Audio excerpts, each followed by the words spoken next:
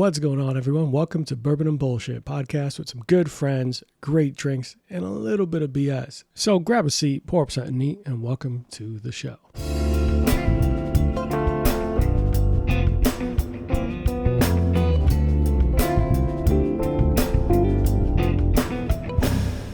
All right, guys, and we are back. This is part 2 of Bourbon and / here in beautiful Winter Park with Tim and Michael of / I'm in for a treat.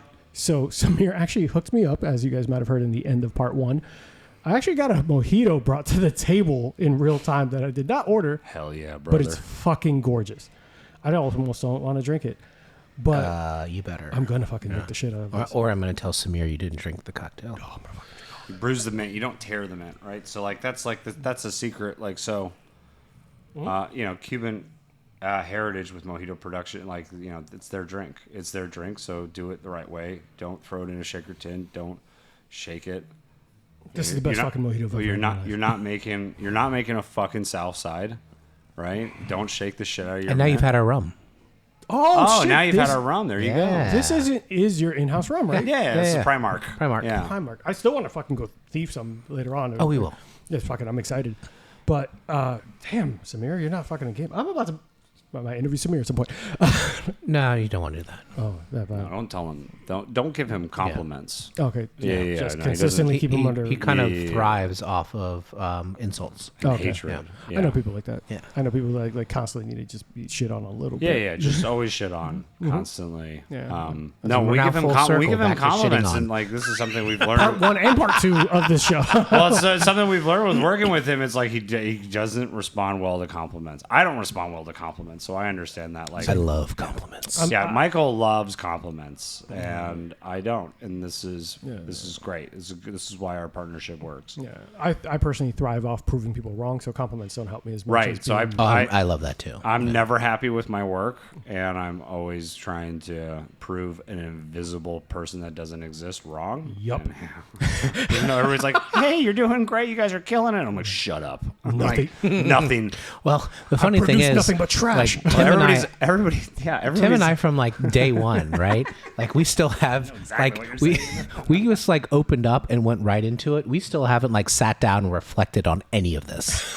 We're just what's next? Yeah. Yeah, man. what's next? What do we have to do? We have to fix this. This broke. That needs to get done. We have to get this, in our vat by X date. We have to do this. We have this offsite event we have to go do, improve this with offsite marketing and this partnership that we're working on. And did you follow up with that person? And it's just never satisfied. Yeah, no, Well, it's just never ending. It's just The never work ending, just and it's never stops. Well, yeah, and so that's the other thing too. Everybody's like, "Oh, you must be so happy." And on our opening day here, I was not happy at all because there was 100. We had a really bad first day. We had a great first day, but there's a lot of stuff that went wrong. You two have drastically different perceptions of the first We had day. a great first day. We had some We just had a lot of things go wrong, and we had way too many people here. We didn't expect there to be a line out the door for 5 hours. We weren't expecting that, and our plumbing failed, and it was just a nightmare. Plumbing failed. Yeah. Tell me about the first day from the beginning to end. Then, from when you. Do you want me to relive the traumatic, one of the most traumatic days of you my have PTSD. life? You have that much PTSD I was just trying to move on. Oh, we'll just move keep on, talking we'll move about. No, we'll talk about my baby trauma.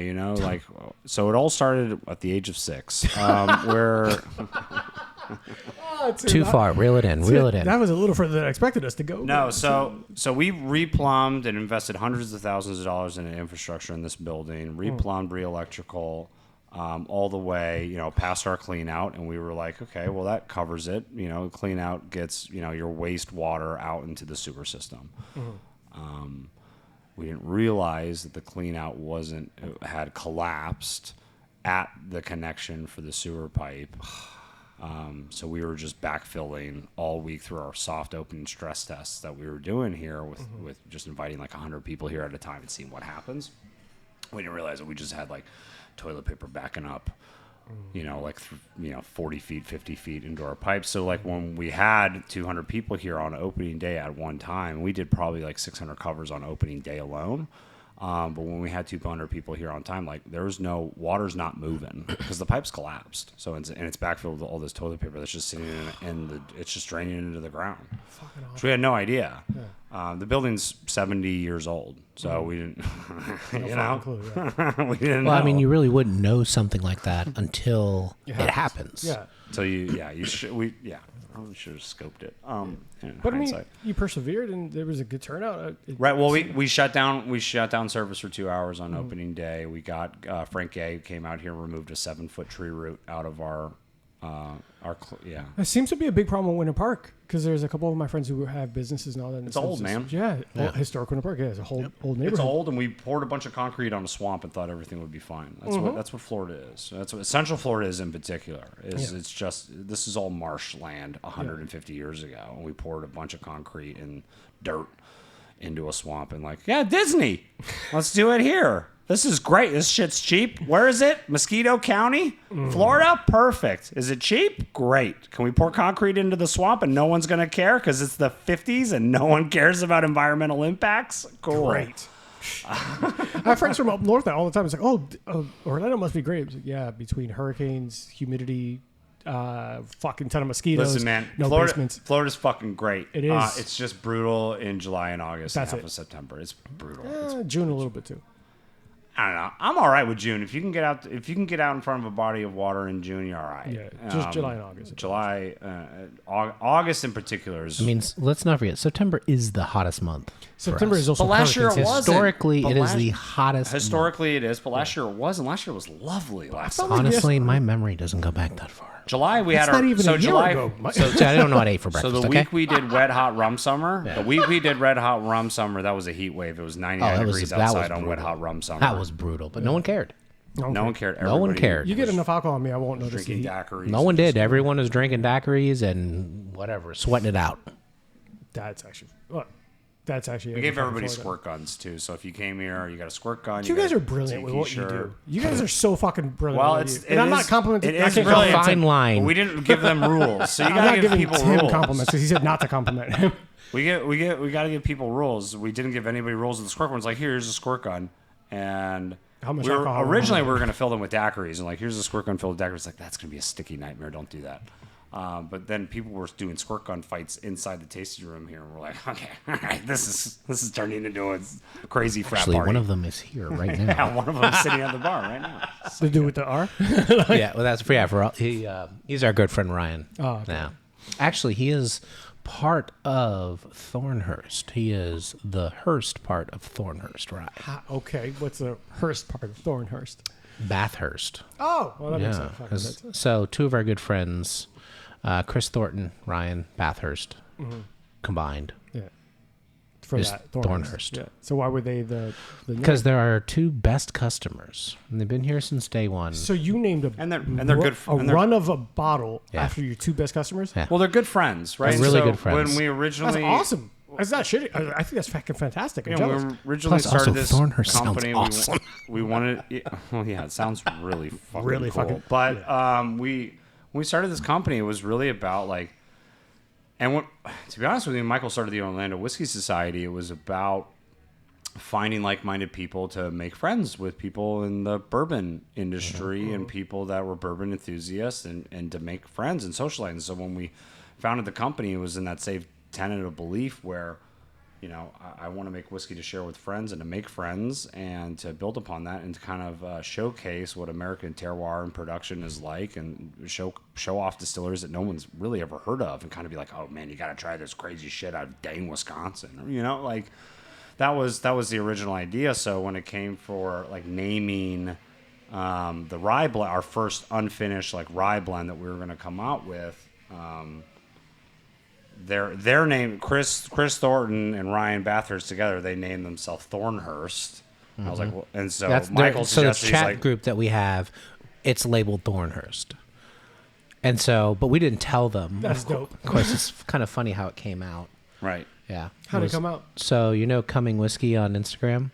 Yes. So they posted the new from /, and then we messed up and forgot to tell our social media person, hey, by the way, nobody knows the name of this. And so she shared it, and then my phone blew up, and I was like, shit. Were they? I mean, obviously they were thrilled. Oh yeah. But we wanted it to be like, it was going to be a surprise. Yeah, it was going to be a bigger surprise. Yeah, that's dope, man. Yeah. It's actually really cool, and I think being a business owner and all that, you get to have that creativity and have fun with it and give homage to the people. Yeah, well, I mean, again, like that's part of the fun of this business, right? Like we can take our jobs really seriously, but the idea too is whiskey's to have fun, man. Open it, drink it, enjoy it. Be with your friends, whoever you enjoy being around. I mean, that's what I think this whole industry is about. Or at least that's what it was founded on. And, we just want to kind of carry on that tradition. Yeah. And if we can name a whiskey, now granted, having said all this, if their last names weren't great, I mean, if they had bad names, there would be no Thorners. If it was Kevorkian, we're not naming a rye Kevorkian. You don't want a Kevorkian rye, no matter how good it is. That's not maybe a vodka. Could absinthe. Absinthe. Ooh, absinthe. That's fun. Yeah. Dr. Kevorkian absinthe. Yeah, that would sell. That would sell. That would sell on name alone. He's dead though, right? Yeah, he died. Is he dead? Dr. Kevorkian's dead? Did he kill himself? Because that would be the way to go. If he died of natural causes, I'd be very upset. I'll be underwhelmed. Well, he went to prison, didn't he? My memory doesn't go back that far. Well, and now in Canada, they're like, yeah, we'll do that. We'll just kill a bunch of people in Canada. Hey, he was right. Yeah, it turns out this guy was right. We're just going to kill a bunch of people. So Jack Kevorkian died 83 years old in 2011. Yeah, he'd been dead. In prison, though? Was he in prison? That we'll find out. But hold, please. So back to assisted suicide. How did he die? How did he die? If it's not assisted suicide, no, it wasn't. That's with fucked. kidney problems and pneumia, Kevorkian died. That's a letdown. Condition grew rapidly worse, and he died from a thrombosis. June 3rd, 2011, 8 days after his 83rd birthday. You don't understand. You have to kill me. I have to be assisted suicide. You have to kill me. It has to. I have to stay on brand. This podcast has really gone off the rails.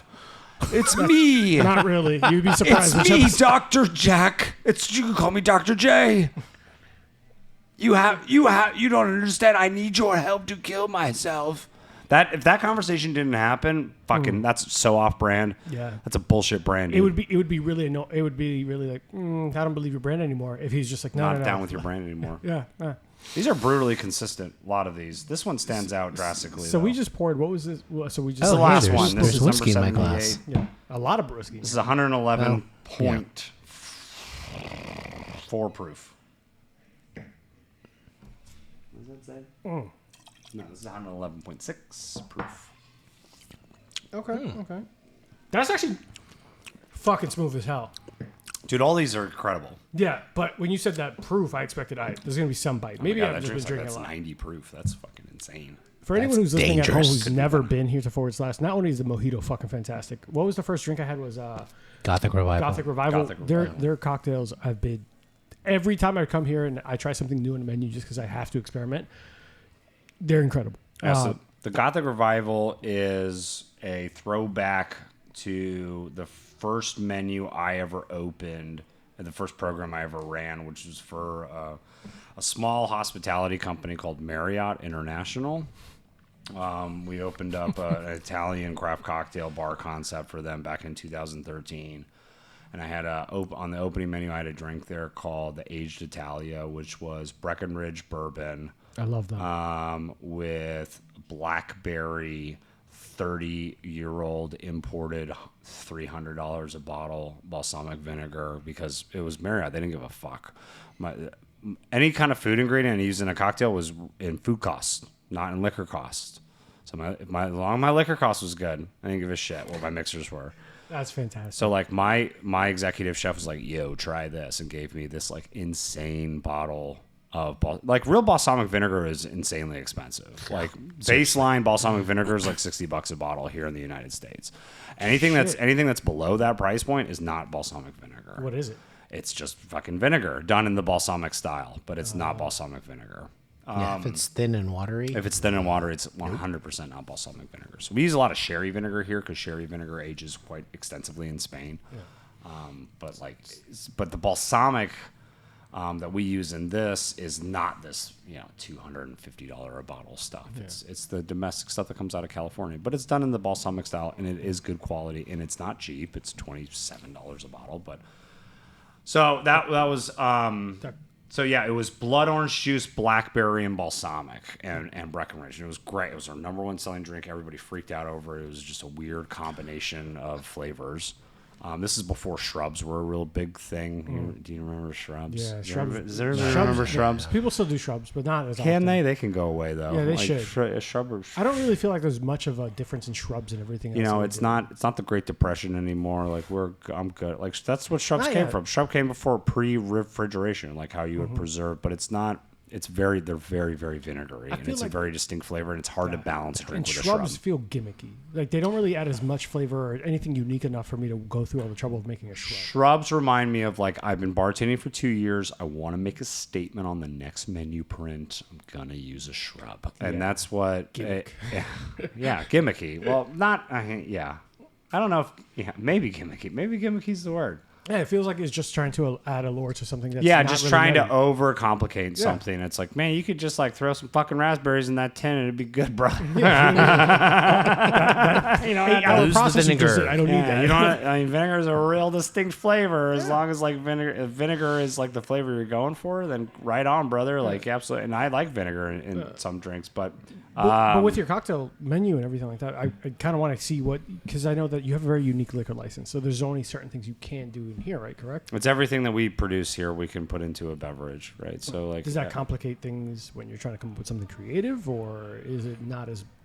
No, so I believe you have to have. I'm a big believer in restrictions when it comes to development, and that seems counterintuitive for a lot of people, where it's like, just free flow, but when you have access to a billion ideas, trying to concentrate a billion ideas is difficult. But when someone is like, you can't do this, you have to use this, it has to be like this, and it has to be like that. That really focuses the mind to concentrate on those areas, and how can I manipulate the rules in these areas to create something that I enjoy, but I know my customers will enjoy, because it doesn't boil down to what we like. It's what we think our customers will like on top of that. We have to be happy with it and proud of the product that we're putting out.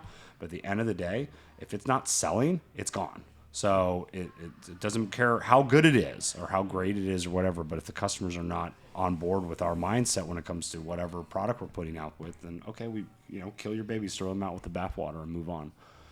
Oh shit. Just got heavy. Killing babies. Let's talk about abortion. You want to talk about that? I mean, that could be a bonus feature. I mean, we can. I think it's really weird that Alabama is like can't do IVF. That's weird. I don't know if they know what IVF is. I think they think it might be abortion, but it's actually making babies. It is. They know it's making babies, right? In Alabama? It is Alabama. Do they know that it's making babies? Do they think IVF is also abortion? Because it's the antichrist of abortion. Is Alabama it's the using same place unnatural means. That's what I was going to say. I think to have a baby, and that's their issue. Right, but you guys also put a bunch of fucking microplastics in our food supply, and so that's fine. You guys also spray, all of our crops with glyphosate, which really does. God, I don't know how we're going to make people in 20 years if you guys don't stop fucking up our food supply. So, IVF's the way, man. There's so many things there, Tim. I love the fact that regardless of the medium, you know what you're in your body. So even food, all that. I think that's really, really commendable, man. You laugh at it, but I think there's a lot so of we people can don't know we enough. can go down this rabbit hole. I don't not. want to because it annoys the shit out of Michael. Because Michael's like, please shut the fuck up. I love Doritos. I don't want to have this conversation.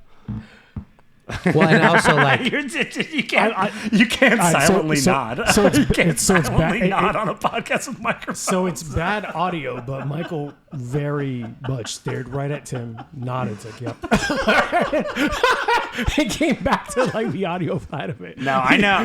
He looked right at him and was like, I "Yeah, dived you're right." too deep into No. So I've always also worked. not all of it is actually backed in facts. I've always worked at establishments where it was talking about farmers doing things the right way and the appreciation for American agriculture the right way, whether that is regenerative farming or organic farming.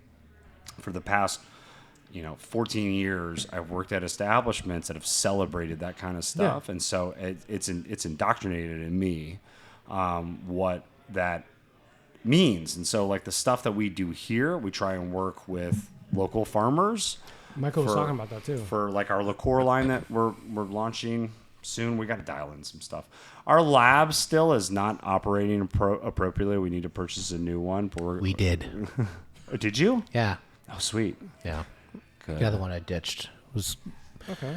a long story. It was, but the condenser wasn't operating optimally. We could do that later. Yeah. But, bore you right. with all So those we've got some Italian liqueur based, like, inspired line of liqueurs that we're coming out with, but we Campari Aperol style, Nonino style. All right. So like, But utilizing Florida agriculture when it's in season. So when it was in season, we got 7 different types of citrons here from a farm that's about 30 miles up or 30 minutes up the road called Lake Meadow Naturals, that are predominantly known for their eggs. But Robert, who's Dale's partner, does all of their agriculture for them, and he built a giant, massive, 1,000 square foot greenhouse, and they have an entire 4-acre orchard of citrus across the street from the chicken farm, and they just do cool stuff and grow 7 different types of mint and have allspice growing there and just like all sorts of cool stuff that we like to play around with.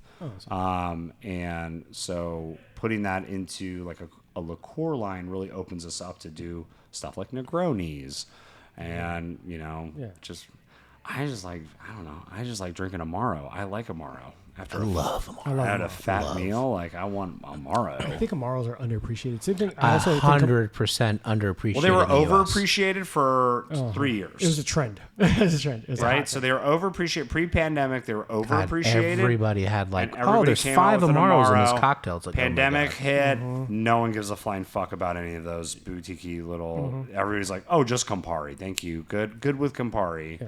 Like, that's really the only one that really kind of... Aperol and Campari. Aperol. So many amazing Amaros out there that the majority of people... Montenegro, a Nino... don't know. Yeah.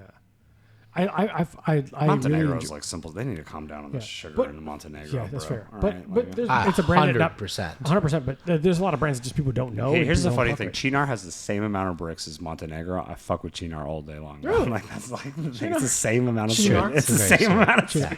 So like we were having a Yeah. conversation the other day Chinar all about day just long, even just Campari in general. Like there's still people who shy away from Campari even though it's a regulated. Well, Campari has gone from. So I have noticed a massive shift in Campari over the past 15 years. Yeah. And they changed their recipe. Well, they kind of had to. They changed the recipe. Unfortunately. They changed the recipe Why'd they about have to? 12 years ago. They had to change out their color additive because they used to use cochineal beetles to grind up and everything for their color Then additive. I think it was So a PETA or somebody like... PETA blew them up, and then the U.S. government's looking into like not allowing that anymore, Right. and it's still on the fence. And so I think it's still allowed now. I think we're going to launch a cochineal one because we've done experiments with beet and strawberries, and it just doesn't hold color unless we put an exorbitant amount of ascorbic acid into it. It doesn't hold the bright red color like cochineal does. So I think we're going to run with that for this first run. I don't think it's something we'll be able to maintain because whatever the U.S. government's going to come out with and be like, Actually, we have some cochineal powder right over there. do we? Yeah, I brought some in. Oh, did you get some in? Yeah. Oh, good. Oh, Yeah, fun. I found some in my house. Ew, fun. Good deal. Yeah, but now it's all red dye number 40, which is really, again, really good for making children, really good for babies, really good for your testicles, Arthur. So keep that in mind every time you have a Negroni. I already have my kids, so I'm good. And Michael doesn't want kids, so I don't he's want good kids too. either, So we drink so- Negronis every So I fucking might day. drink- Give me all the Negronis. I might drink Negroni specifically to prevent children. Yeah. Yes. Hey, that's a good ad. No, man, make babies. Hey, Make guys, babies, if not you- war. If you're not looking to have children, make sure you have 14 Negronis a week. Yes. This podcast is sponsored by the Center for Reproductive Yeah, Medicine. I drink red dye 40 just every morning, a full glass. You do This two is a drops shot in his coffee. His coffee's shot in red. my coffee. Yeah. That's a weird. That's what I do. How could you get from black to red coffee? You know what? We're not doing that. Lots of red dye number Lot- 40, my that's a friend. lot of Lots of fucking it. red dye 40. Coffee's clear Yeah. when you brew it. Like if you look at coffee, It's also cool at pea red, right? Yeah, if you cut, yeah. Okay, it's nothing to worry about. awesome. When you pay I'm red, not a medical professional. That's how you know it's enough. That makes sense. That's how you it's know like the litmus test. Okay, that's how you know it. it's working. Yeah. That's how you know you're getting all the cool. all the toxins out. Yeah. Terrible. Listen. Makes sense. This one I don't want to. This one's Just for put it us. aside. Yeah, This this one's one's for- for oh, us. look I at don't that. wanna get up in We're gonna take a quick break. Just make sure don't drink and drive and all that. Be right back. Don't guys. drink and drive. Hey guys, while you're listening to the show, we know that you might want to partake in some drinks with us and enjoy in the libations. Here at Bourbon and Bullshit, we ask that you drink responsibly. Don't drink and drive. Avoid Amazon one-click buy. And for the love of God, do not text your ex. You do not need that kind of closure. They've moved on. So should you, Joseph. You should stop Facebook stalking. She knows. She knows. Now, all jokes aside, don't do anything dumb. Take care of yourselves and be safe. Thanks, guys. Now back to the show. Hi, guys. We are back. So during the break, we discussed a little bit about this. Apparently, Tim is surprised with Michael doing some secretive stuff. What is this pour that we just had? Should never No, be so- surprised. So all right, so let just high level talking about what our blending process is like here. So the reason why we mentioned this earlier, why people are like, oh, you're like individuals that are more familiar with Scotch whiskey or compare us to Scotch whiskey blenders than they do American blenders, it's because that's how we learned how to blend whiskeys from Scotch whiskey blenders. Hey, this is yummy. So we look at it from that perspective. We're not trying to hide anything. We are trying to accentuate and complement, and just in the same philosophy of what a bartender would use in building a balanced cocktail, right? Every ingredient has a purpose. Nothing is overshadowing. Everything is highlighting, and at the end of the day, it's balanced. Yeah. And if the customer doesn't order a second one after they're having it, then it is a bad drink. It could be great. It could be great for one drink. But if you're not going to order it again, in my mind and in our mind, that's not a good beverage. Yeah, and that doesn't make it on a menu, right?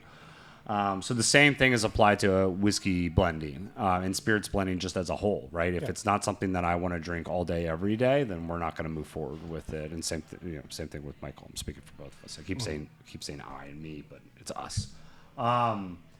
So when I was on vacation, we had just gotten to a point where our next bourbon blend comes out in late September, and Rhapsody was last September. So every year it's National Bourbon Heritage Month is September. So our plan is to release a bourbon every September. At least that's how we're going to run it for right now. We might change it next year. Who fucking knows? But Got to be fluid with it. if we survive the nuclear holocaust that's coming, then we might change up some things, right? tuned to We Might not be here. Yeah, we might not be here. If Stay we tuned to survive, bonus if we features. survive Election Day, we might change some stuff up for 2025. We had just reached in this point where rules start to get. So in the very Let me kind of backtrack. So a little bit, the way we blend, this is kind of sound kind of corny, but the reality is we let the whiskey kind of tell us. corny, like corn. Wah, wah.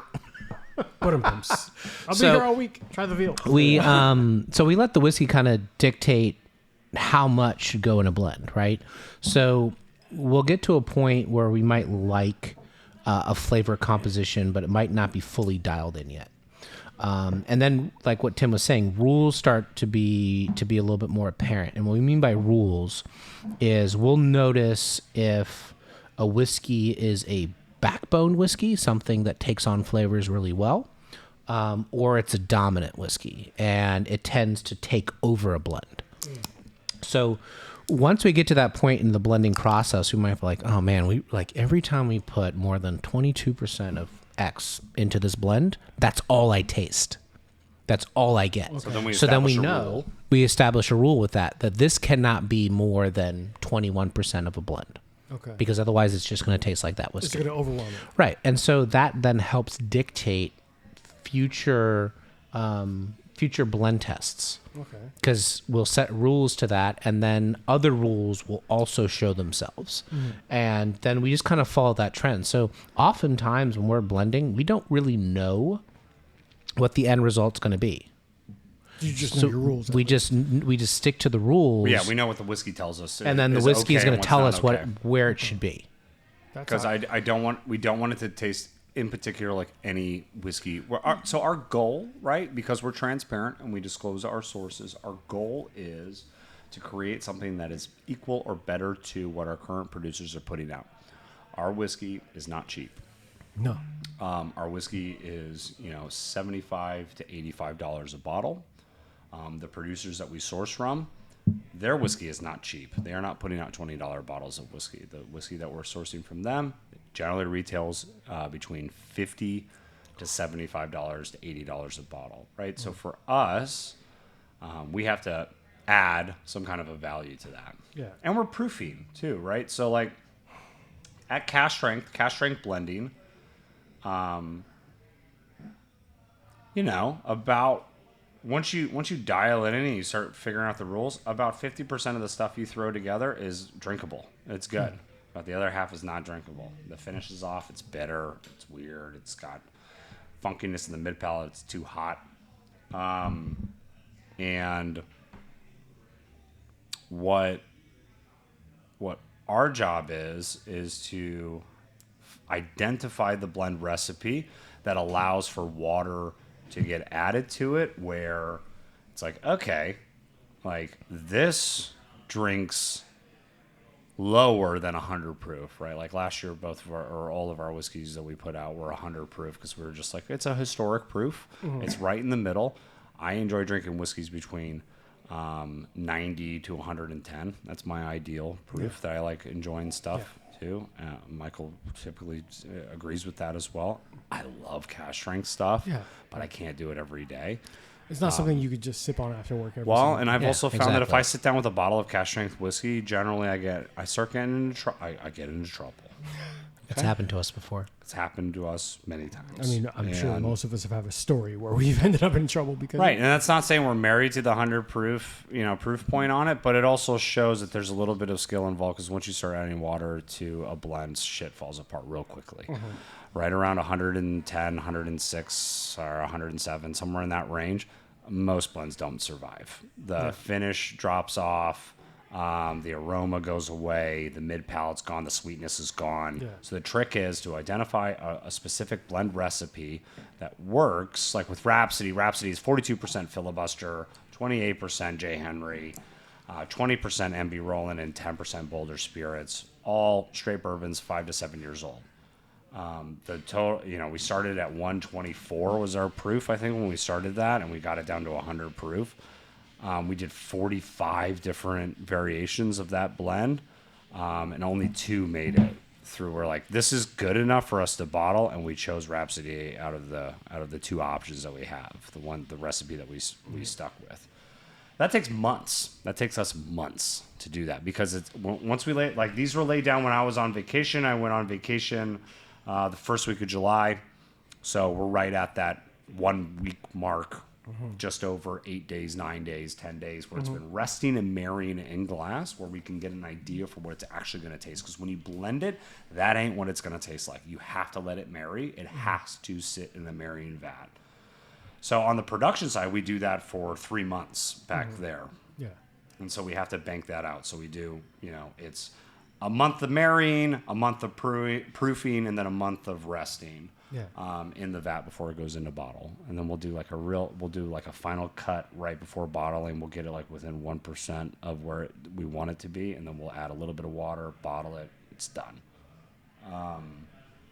So Michael's got all these different blend recipes he did while I was on vacation, and I'm trying for the first time. So I'm like, what did you do, you dirty bastard? So Michael, tell us about what did you do, you dirty little skunk monkey? I can't call him any of those things. I would love to talk about what this blend is, but the truth is I don't remember.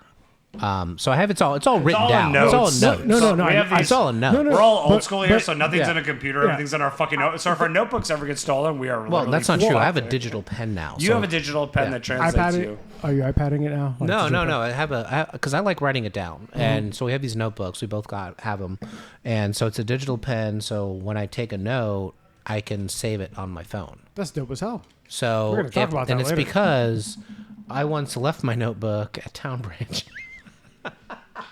Luckily, they found it and they mailed it to me. Yeah. I like that one. Was that number 9? Yeah, I like 9. That 9's pretty. What do you think about number 9? The one you tried in there. That's fucking fantastic. Yeah. That was one of the smoothest. I really like that. These are all at cask strength, by the way. So these are all at 125, 127, 128, somewhere around there. Yeah, everything. Well, I mean, the bourbon that we're putting in, that's a quarter of this, is out of Boulder, Colorado, from Boulder Spirits. That bourbon is 144 in barrel right now, and these are barrel samples that we pulled out. It's 144. Jesus, it's 144. I love that. These wild. These do not taste like that hot. Mm-hmm.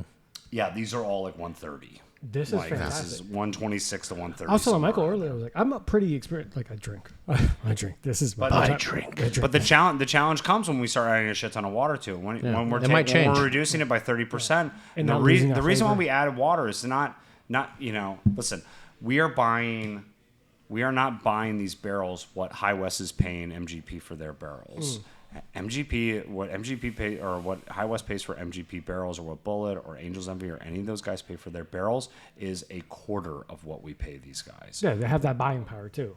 They have the buying power, but also we're supporting small independent farmers and distillers, and we want to make sure that they're whole.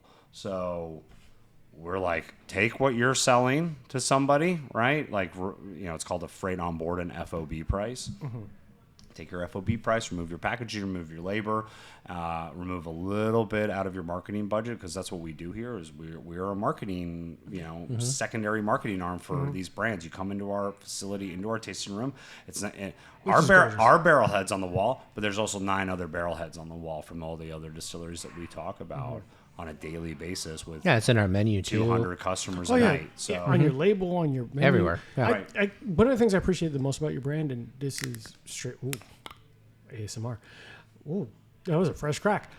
These are all fresh crack. We haven't tasted these. I haven't tasted it. I literally but you could hear it. I literally blended these up, stuck them in the bottles, and I haven't touched them. So I have no idea what any of these taste like. These are fantastic. This is a great moment for me. Ooh, this smells good too. But one of the things I really appreciate about what you guys do is that you're very transparent. I love that. I love the idea that you give credit where it's due. You got these brands, you got these products, you got these barrels from other distilleries. I'm not hiding it. Yeah, I'm like it's almost like paying homage to these brands and all that. Oh, it's raining. Ooh, did it start raining? Oh yeah, fucking Florida. Nice, good. Florida, sunshine and rain at the same time. As long as the sun doesn't come back now, we are good. So again, we're in a 1958 block building. Yeah, everything's hot as shit. Our roof, and it's 18-foot high ceilings here, right? So in our tasting room. So our roof just gets hot as shit. Yeah. We're redoing our roof this year, just because they're like, this roof's like 15 years old. But yeah, but I do appreciate that you guys. I think that's phenomenal that you give credit where it's due.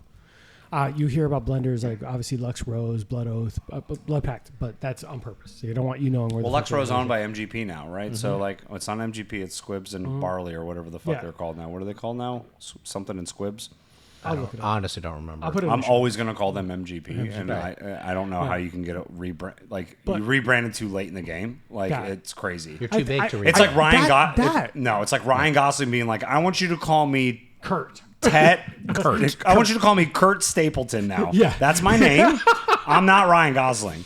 And don't ever, or you know what it's more equivalent to? Twitter going, it's fucking X, dude. And it's never calling it bitch, X. It's a tweet, and this is Twitter. It's not. Did you X today? The only X I know did you see on X? Like, no one says that. The only X's I acknowledge are DM. DM and XXX, right? Yeah. These are the two. Porn and DMX. Rest in peace, King. Like, rest. Have you seen the documentary, by the way? DMX? Yeah. No. It's actually phenomenal. Is it? It's actually really, Do you know, when I was 13 years old, my parents got me a Rough Rider CD explicit. My mom was very angry. My dad got it for me. He got me a Rough Riders. Oh, dude, I fucking burned a hole in that CD. That was one of the best albums ever. Your dad is a gangster. Dude, my dad's a fucking G. Yeah, but like, it was explicit. I was 13 years old. Got me a fucking RR and platinum. Rough Riders. So if you like music, I do. Do you like DMX? I do. No, I was gonna say hip hop music like that. I don't know what your tastes are. Yeah. But like sounds. I like sounds. Yeah, it sounds like big sound guy. There are like 3 universal languages. There's like liquor, music, and food. Like those are the 3 that I really like. Right. Lean on. But DMX is one of my favorite artists, and if you ever get a chance to actually see his documentary, it's right before the tail end of his passing. So they're literally because it was supposed to be about his resurgence and coming back into the music industry and all that, and it ends up being documenting his passing. Like everything up into and the struggles with mental health and the struggles with addiction and all that. That's brutal. It's brutal because DMX, I'm 40, and DMX was one of the biggest influences. I'm from New York, so that was part of our rap staple and everything. Right. So DMX and my dog, hell, I loved pit bulls because of him, shit like that. Right. Yeah, Exactly. And his just something in your throat. Dude, I was a huge DMX kid. Dude, I love the fact that you're a I DMX was that fan. white kid in their fucking room next to their bunk bed. DMX is fucking universal. It doesn't matter what race. Just rapping to myself I totally could see this. as a prepubescent boy. Tim, I don't know where you grew up, but I feel like we would have been best friends coming up. Grew up in Tampa, dude. I grew up in Detroit and Tampa. Detroit makes a lot of sense. I was Then. born in Detroit, and we left Detroit when I was 8, and then came down to Tampa. That's awesome. Tampa's also dirty as fuck too, so it was a good transition. I liked it. I mean, if you like visited Tampa. recently, there's like Smallville areas there that are Tampa's wonderful. I love Tampa. Tampa's a great spot. I was in Tampa recently, and the breweries and all that. Which is one of the reasons why it's like, everybody, when people think about Florida, they think about Miami or Disney World. These are the only two things, right? It's Miami. So sad. It's Miami, Disney World. It's like Tampa is great. I feel like Tampa's like a funny joke for people that don't live here. It's like, yeah, we're going to go to Tampa. And I'm like, huh? And like that, right? Like, you know what I mean? Like people that are from New York or from California is like, yeah, we're going to go to Tampa. Like, because it doesn't sound sexy, right? Doesn't sound like Los Angeles or anything like that. But Tampa really has a strong Cuban culture that is unbelievable. Strong cigar culture, strong food and beverage culture that is incredible. Their breweries are amazing. Their breweries are so good. They've leveled up on their cocktails Tampa Bay too. Brewing, Tampa Bay Beer Week is an amazing festival that happens every single Coppertail year. breweries out there, all that. Like, there's a lot of great product coming out of Tampa Dude, too. Night Swim, let's go, dude. Night Swim is one of my favorite Night beers. Swim's sick. I fucking love Night Night Swim. Swim Porter is fucking awesome.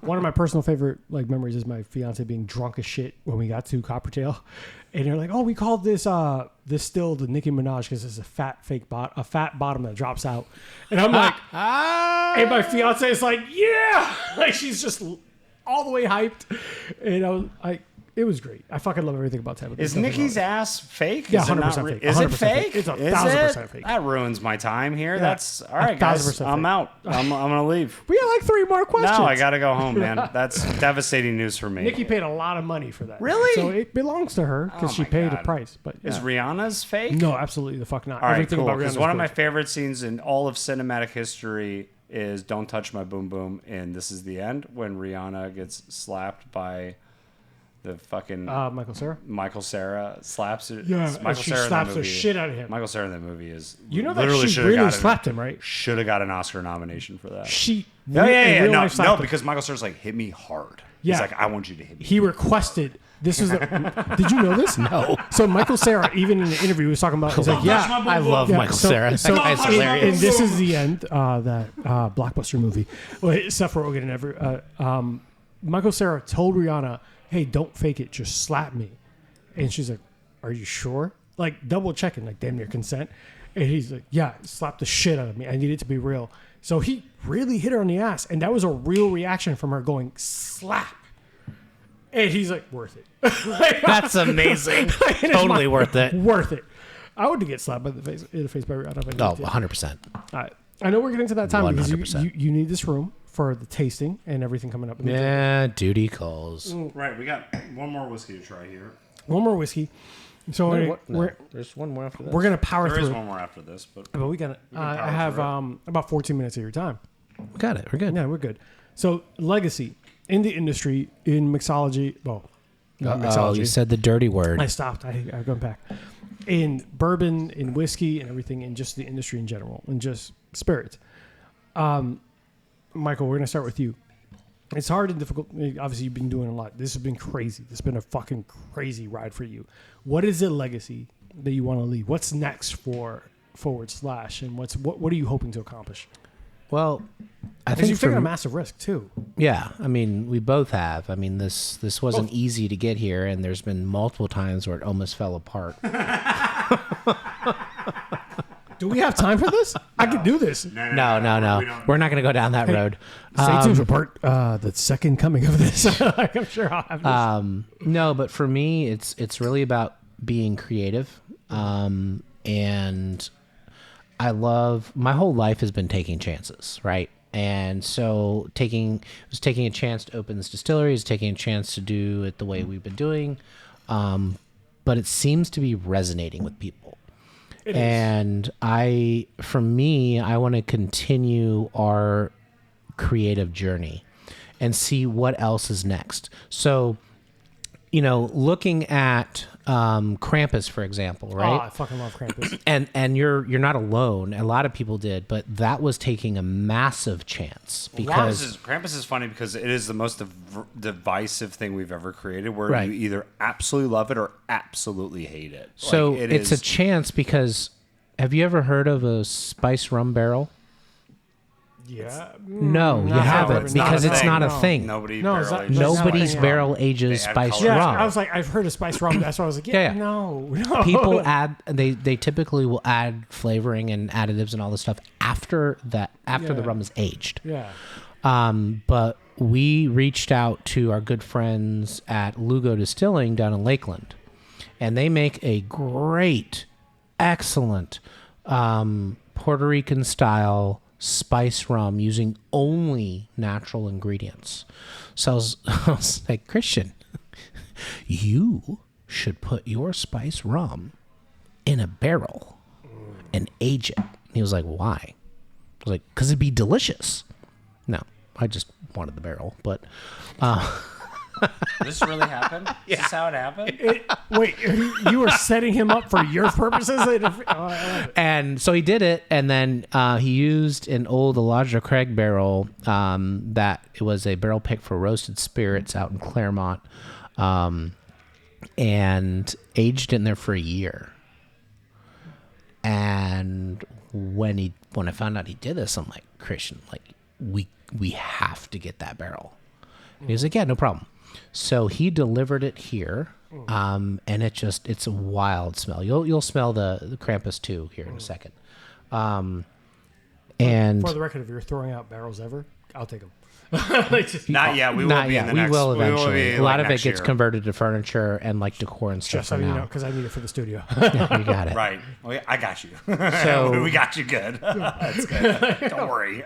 So Want we a barrel blended stave this. wall? We can do that. We blended this rye, and we're like, all right, well, so in our minds, we're like, man, I bet if we put rye in here, it'll taste like Christmas in a glass. That was our goal. That is exactly what we wanted. Okay. But we had no idea because no one's done this, at least that we know of. Yeah.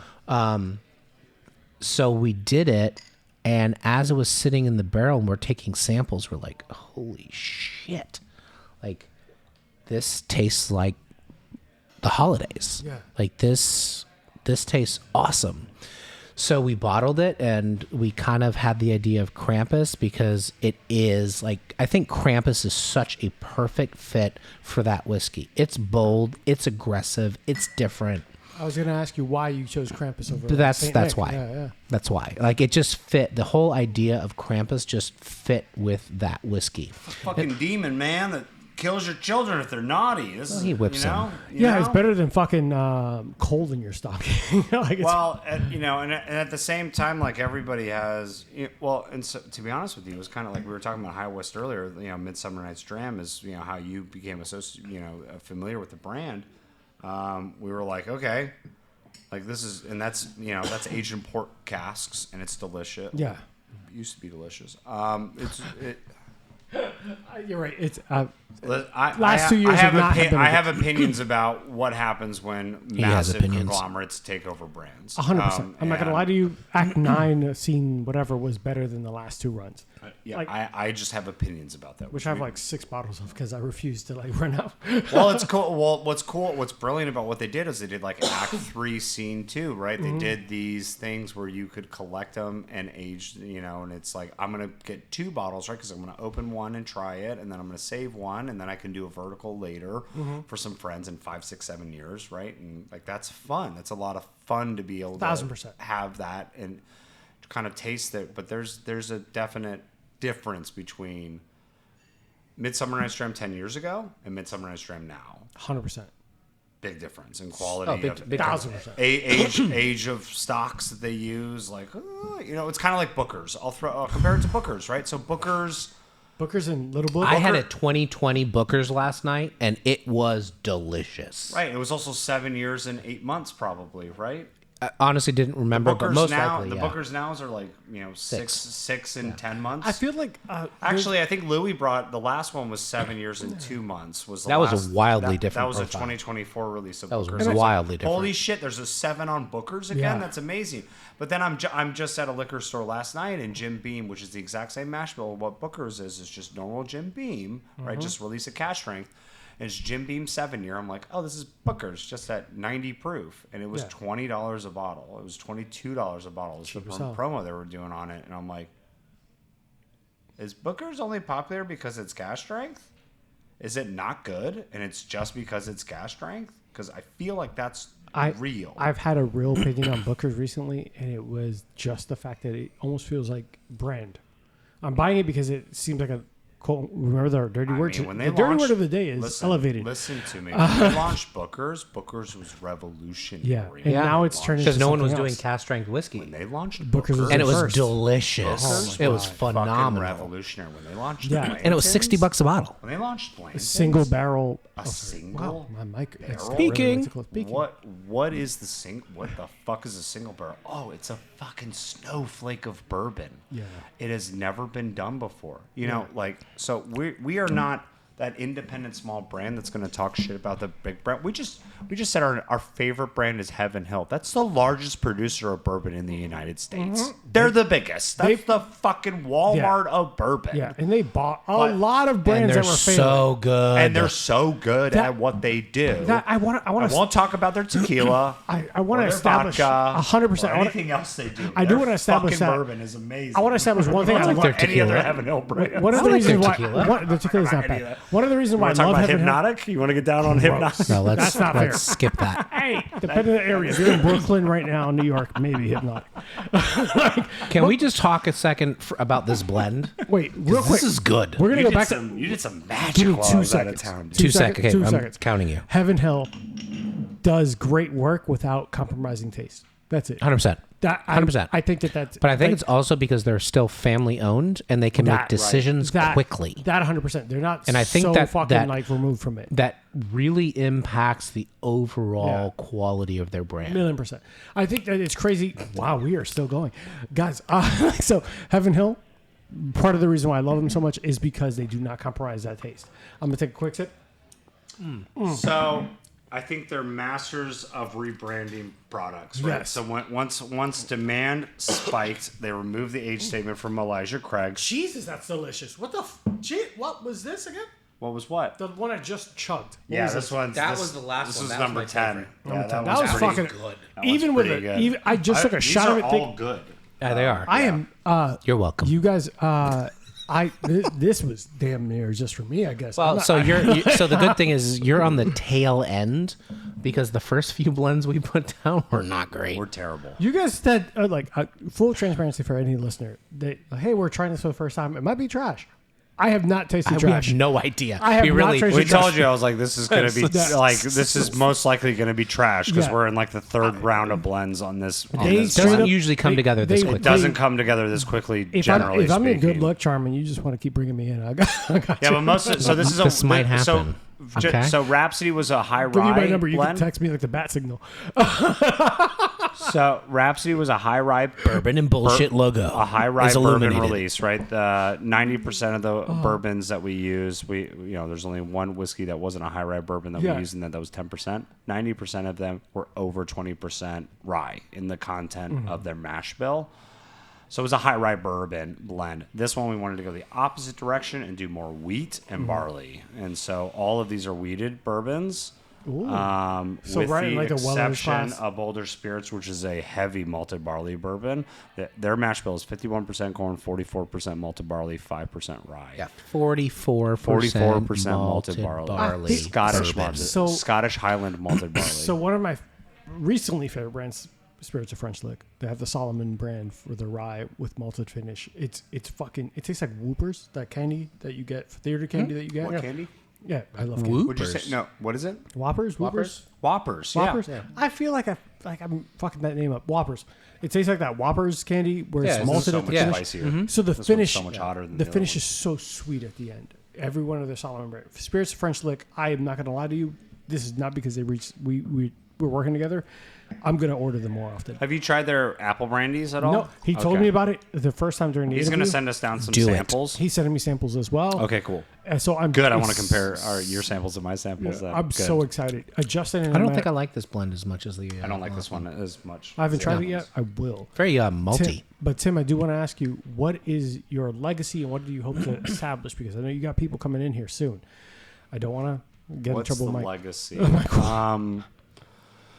What's the hope? When You when know, you're all said and the done? hope is gain of function research. No, it's game matching game recognition within the. I just want the respect of. I think blending needs a respectful connotation within our industry. I feel like people need to understand that we have, as long as we have been distilling, we have been blending.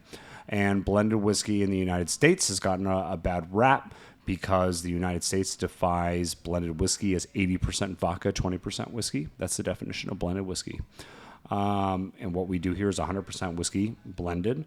But there is a multitude of different flavor combinations that you can come up with and have just some of the...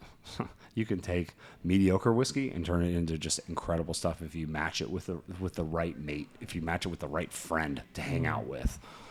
I mean, the goal for us is we're not looking to take over the world or take over the industry or anything like that. I would like distribution across the United States. I think that would be fun, but we're never going to be at the spot where we're doing 200,000 cases a year of product or 1 million cases a year of product. Do you feel if you got to that point, you would lose some of what makes you... 100%. No, that's not our goal. Yeah, Our focus has always been quality over quantity. Quality over quantity. Michael and I agree. never, God almighty, if you want to make money, don't get into this business. Michael and I never got into this business to make money. podcasting. We didn't get into this business to make money and to become famous and do all this other kind of stuff. We did in this because it's like, man, it's like, I'm obsessed with this stuff. I'm obsessed. I'm obsessed. It's a problem. Like if you go to Michael's collection, Michael has the largest collection of compass box on the eastern seaboard of the United States. Michael, we need to exchange phone numbers. I mean, I have their tattoo, the muse, on my arm. I was looking at his tattoos. Like Michael's obsessed. I'm obsessed with compass box. I have over Our entire business model is based on compass box. I have just 140 different distilleries at my house inside. When my wife and I bought our house, reason why I fucking love my wife. My wife is the fucking shit. But my wife. Cheers to our significant others. Yeah, cheers to wives, dude. Cheers to wives. Cheers to wives. to wives. But why my wife is so fucking brilliant, and Michael has this very similar story to this. But why similar story because you didn't build your house when you'd come over to my house. And you guys were still building your house. But, but like Aaron, when we were at our house, is like, this should be the whiskey room. We should set this up like a library and like have like hundreds of bottles of whiskey in here, and like we can sit and listen to records. Just so you know, his wife doesn't sound anything like that. She doesn't. Nothing. Sound anything like Nothing like this that. at all. Sometimes she does do that New York draw thing that like women do, but like it's a funny gimmick that she does. So She's just being that's where funny. it comes Yeah. from it.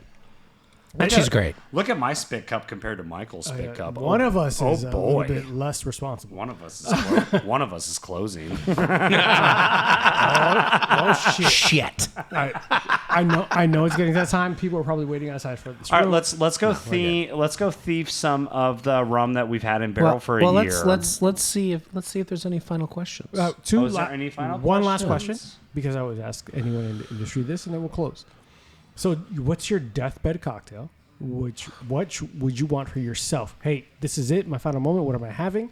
And what would you give your favorite person in the world as their as your signature? Hey, So I remembered only the first part of that. So Yeah, I'll answer that. we're gonna answer the first part so first, then you're gonna ask the Yes. second part. So the Your first deathbed part cocktail. would probably be a Negroni. a Negroni.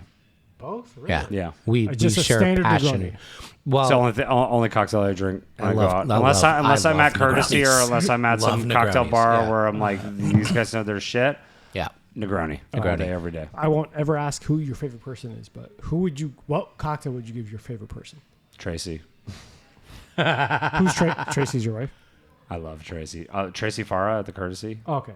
What was your cocktail that you would? They just recently made a drink for a pop-up they did last week, which had no lime in it, and it tasted like key lime pie, and I was so flabbergasted by it. I ordered 2 of them. I ordered like 5 or 6 cocktails that night, and I couldn't get enough of it. I was flabbergasted by it. It's one of the best cocktails I've had in the past 5 years. It was unfucking believable. And it was for a one night only pop-up. The cocktails at Courtesy piss me off because every time I'm working or something, and they're like, "Oh, we're doing this pop-up." I have a job, Dude, guys. I can't just pop up so when the you want pop-up me to. they did with the beverage director for Cure and Yeah. Peychaud's. Yeah, I He saw came that. into town, and What a cool guy, by the way. Oh, John's the Yeah. fucking Was he? man, I didn't dude. get to meet him. Came in, yeah, John's he came in awesome. here. Oh my god! Tracy John's brought him in the next day. What a cool guy. As someone outside of the I'm like, industry I looking in, I'm can't wait till I jealous. go to New Orleans again. I am totally going to hitting up so that guy to jealous. hang out. He's the best. He was awesome. And I have a business expense card. If Tracy- you tell me we're going to New Orleans, I'll go. Well, Tracy just made this incredibly light but refreshing and booze forward. It was made with Sangani 63, and it made no sense why it tasted the way that it did, and it was everything. I I'm love looking, cocktails like it's that. everything I'm looking for in a drink where there's no lime, but all I taste is key lime pie, and it was unbelievable. That's it was always just so it was so fucking great, man. So fucking unique. When It you was can get so that good. flavor I was without actually using the. No, I actual was elements. angry. I was angry about it, right? So like me as like someone that constantly obsesses over like what can I do that's different and weird and unique but relatable to people. I was like, this is it. And so Tracy's great because Tracy was a line cook, and Tracy was a line cook at Meat House Rat Pig and like that. And he just did pop-ups and that kind of stuff. And then it was like, I'm tired of sweating in a kitchen at 120 degrees. And because if you've ever talked to Tracy will talk your ear off for 2 hours. I mean, he's just the most hospitable. They are the most hospitable bartender in Winter Park by far. That's why they work here on Thursdays. Yeah.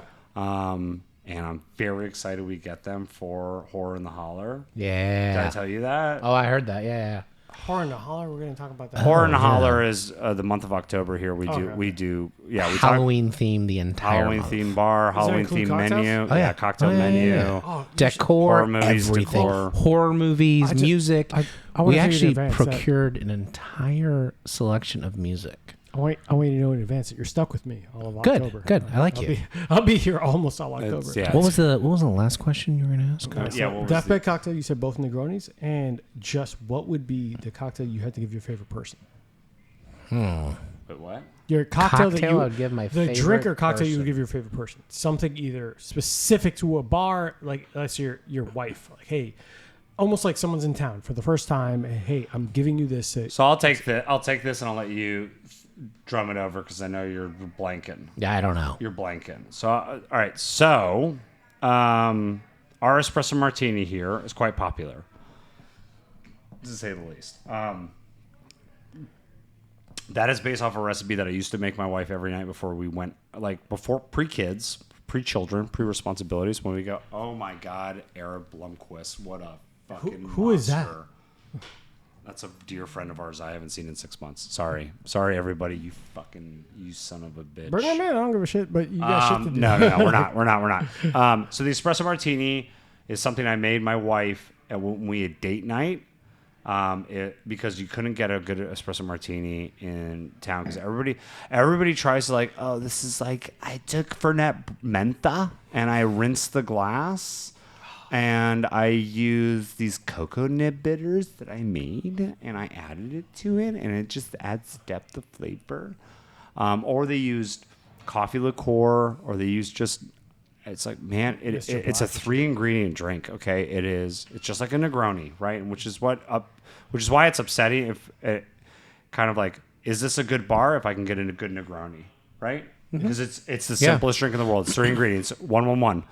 Gin, Campari, sweet vermouth. That's it. You do that. It's pretty simple. You do it with an orange That's how I like Yeah. it. Equal peel parts. and not an orange Done. slice. You do it with an orange peel. Yes. I'm in good company. Someone I do an might orange order something off your slice? menu. Yeah. Oh yeah. Oh yeah, that's super common. Oh I yeah. get mad when I see an orange No, slice. it's super I common. see what Yeah. I get mad when I see old fashions muddling orange slices and fucking cherries. Nope. Super common. Yeah.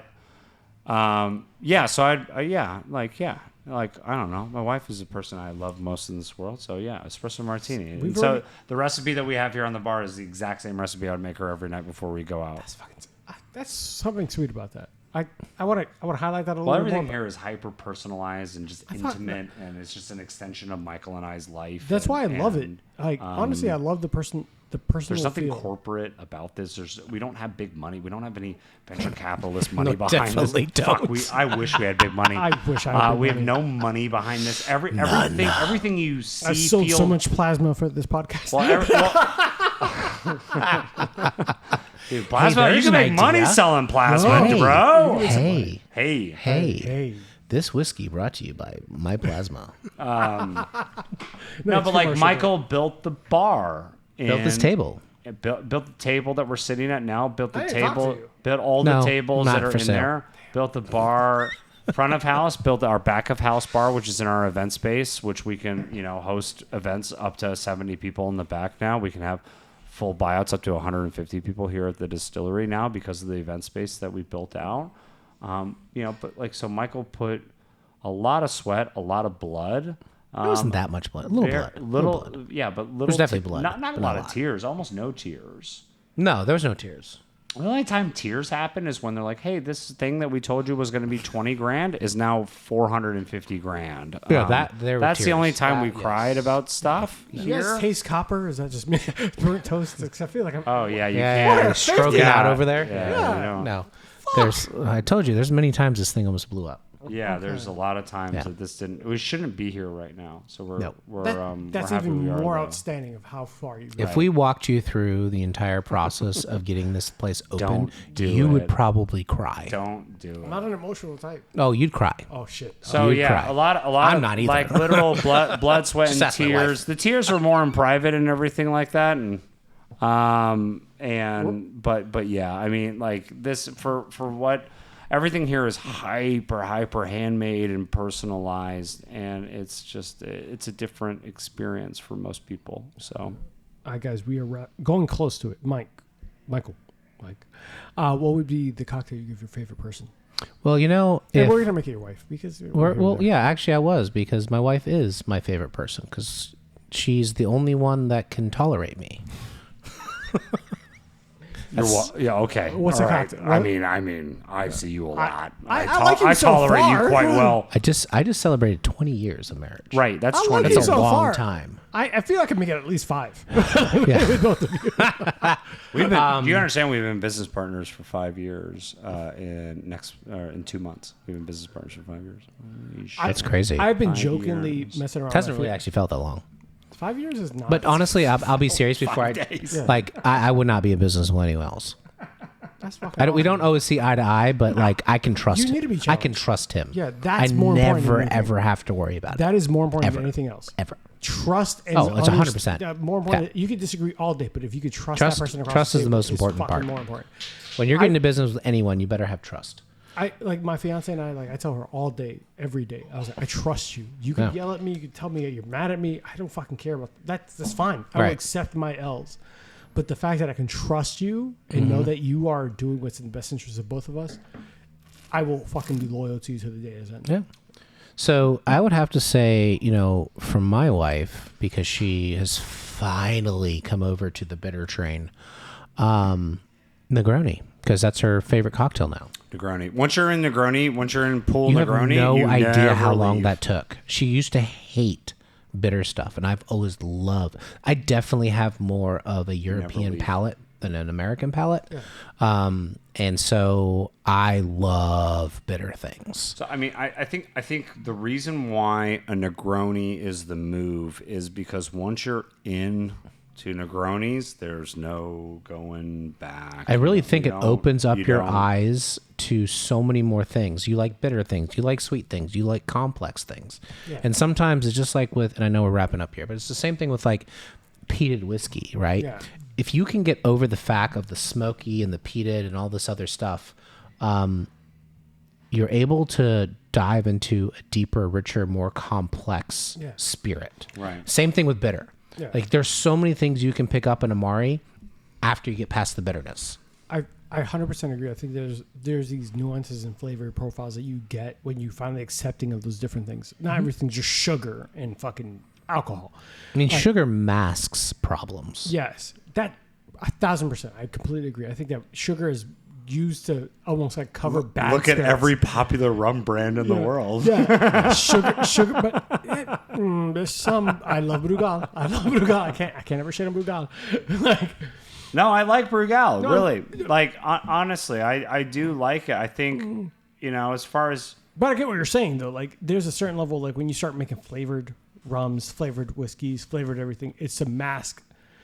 I will joke about it. You don't have to. I want a I will zero joke about it 'cause dosage, no color added. I want a natural DR rum. that's what I want. I want some pride of DR. Like Yeah. I want you. Like I will work on it. I feel like Brugal being one of the largest producers out of Dominican Republic has I hope they don't hear this because I don't want to piss them off, but I think they have a responsibility as one of the producers there to represent the island and its culture best. And I think in like what you said, it was comedy, food, and drinks, right? Yeah. It's like music, Music, food, and drinks Yeah. is the common denominator. Comedy would be four. Yeah, you're between right. humans. Yeah. It's not on state to state or country to country. It's human beings. Mm-hmm. And I think if you can have a rum out of DR that you did not alter to make it more quote unquote marketable, and it's like, this is what we do, man. This is what it really is. This is the down and dirty. This is the AKA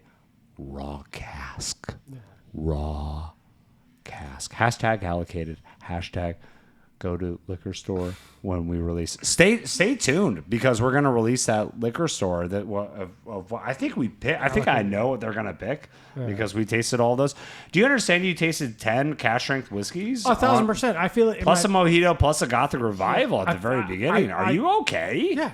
Is everything okay? I'm a part-time drinker, full-time HR. We have to go to work. I have to go to basically work after this. No, you don't. You have to go home. No, I have a party I have to go to. That's not work. That's you. You just said I have to go to a party. Depends. Are you DJing That's the true. party? Okay, hold on. No. Okay, that's a whole nother topic. Yeah, it's a whole I know other what he's topic. talking Yeah, about. Gotcha. You have to All be right. entertaining. Yeah, You have to yeah, be yeah, bartender. yeah. You have to be fun. Yeah. It feels like work.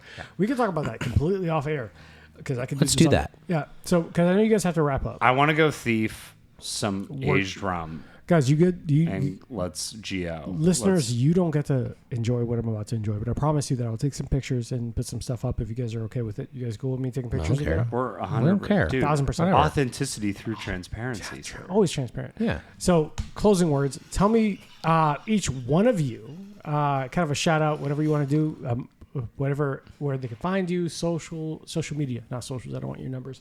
I'll run your credit. Funny story about that, actually. 850 drink / Yeah. .com.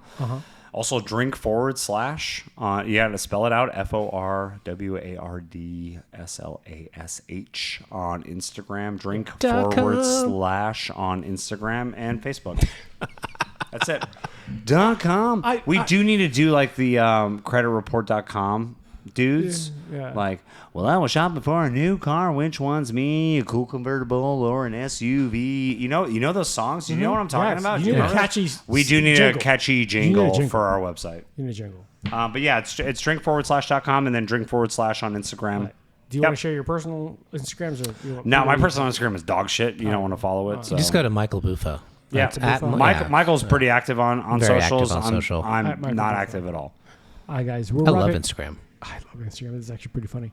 Guys, we're wrapping up. They have people waiting outside. I'm not going to leave you guys waiting too long, but obviously at Bourbon and Bullshit, at Bourbon_and_BS, because Instagram doesn't let me curse. We have to monetize because I'm broke and we have to make sure that we make some money off this. We're all broke, really. The Patreon, everything will be in the show notes, guys. If you like what you're listening to. OnlyFans. Yeah, OnlyFans for feet and bourbon. It'll be a whiskey glass right next to the big toe. I can't believe I said that out loud. We're going to go thieve some rum. So if you are enjoying what you're listening to, make sure you like, subscribe, share on socials. TikToks and everything are blowing up for some fucking crazy reason. Everyone wants to get drunk with me. But that's it, guys. Stay tuned for next week's episode and completely continue to support local. Orlando has so many drink spots. / Sin Nombre, one of the best agave spirits. If you support us on a local basis, we support 15 other, quote unquote local producers. I mean, actually, if you come here, you support 27 different local businesses. They might be here in Orlando, but they might be in other what is Florida's fine. Well, what is local? Florida. So the whole drink local, support local movement is about small business, right? And so our entire business model here is based upon supporting small businesses in small towns across the United States. 1,000%. I think that just pull his plug. If you really want to make a big impact, guys, come grab a gin and tonic. Grab a gin and tonic. Grab a mojito from. Remind me of the bartender's name. Stop talking. Ask for Samir and grab a mojito. Stop talking. Guys, people are waiting for us. So we got to go, but ask for Samir. Ask for mojito. Tell him that Bourbon and Bullshit sent you. We will be back next week with more support local. Love you guys. Don't drink and drive. Don't text your ex. Avoid Amazon one-click buy and be fucking responsible, you assholes. Love you guys. Bye. Hey guys, today's episode is brought to you by Burn, Termite, and Pest Control. I first met Joe Byrne on Full Frontal Nerdy Show and decided to give his company a try.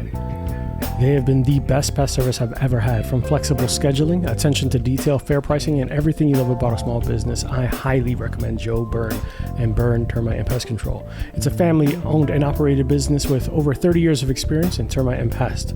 You can reach Burn, Termite, and Pest Control at 321-297-7985. Once again, 321-297-7985. And let them know Bourbon and Bullshit sent you. Thanks, guys. See you next time.